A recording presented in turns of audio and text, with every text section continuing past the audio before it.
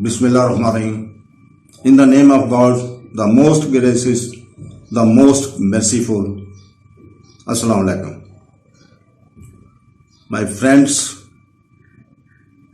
my sisters, my brothers, we are talking about Holy Family of Imam Hussain returns to Madina.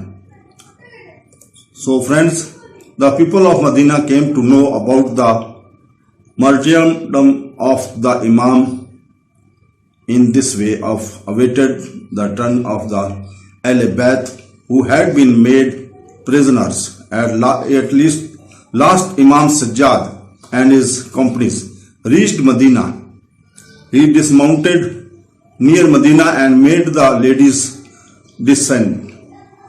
He then sent two men to Madina to inform the people about his arrival. The messenger says that when he arrived in Madina, he went to the Masjid and the Prophet of Allah. There he wept loudly and said, O people of Yathrib, with what help can one continue to live in this city? Husayn bin Ali radiyallahu ta'ala anhu has been martyred and the eyes of the people are shedding tears for him. The Imam's messenger could content himself with saying this, however, he did not consider it sufficient to explain his own object as well as that his Imam, he did not desire that people should weep and him lament much. However, he wanted to add a documents to the documents about the tragedy of Karbala so that the study of the event might become easier for those who came later. It was not only object of the rising of Imam Hussain that spiritual rewards should be earned by arranging meetings for mourning his martyred, and it should not always be made the subject matter of religious discourses from the pulpit as a touching event which evokes tears.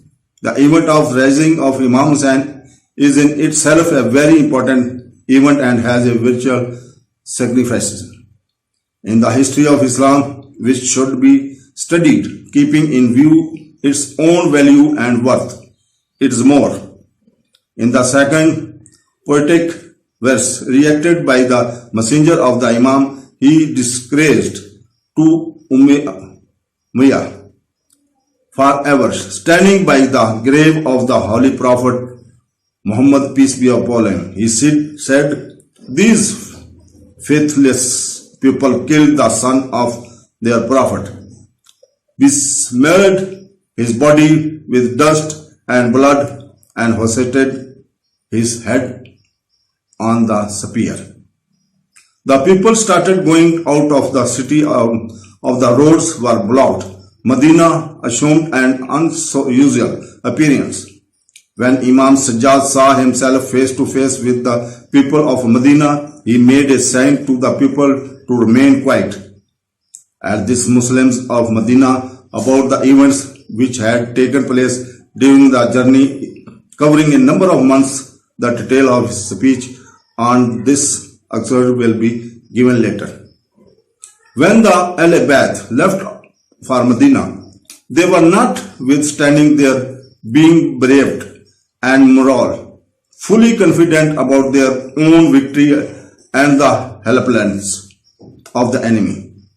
While they were still in Syria, the signs of Yazid's helplessness began to appear, as we have alluded earlier that Ahlul Bayt were released from imprisonment soon and were transferred to the capital as ordered by the Caliph.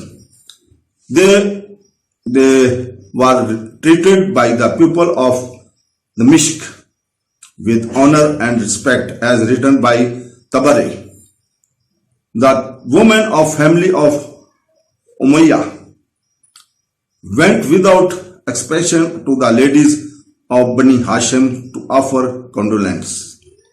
They mourned the martyrdom of Imam Hussain, and a gathering to mourn for the martyrs of Bani Hashim was held in the place of the Caliph for the 3 days. Yazid did not spend the morning and the evening except the company of Imam Sajjad. So, my friends, my sister, my brothers, may Allah Almighty give us patience. Allah Hafiz.